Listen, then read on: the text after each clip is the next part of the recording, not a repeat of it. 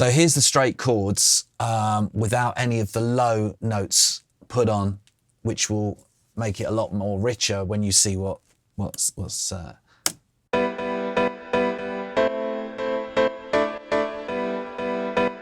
that's more of a straight house pattern. If I was making a straight up house record, it would be a lot more like that. But because we're trying to give it a more of a soulful disco energy to it, let's put the lower notes in now, and then you hear this.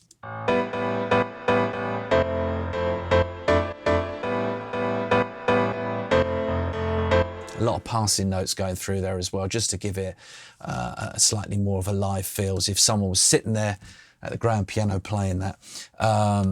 So again, I draw a lot of those in to give you the feeling that it's live.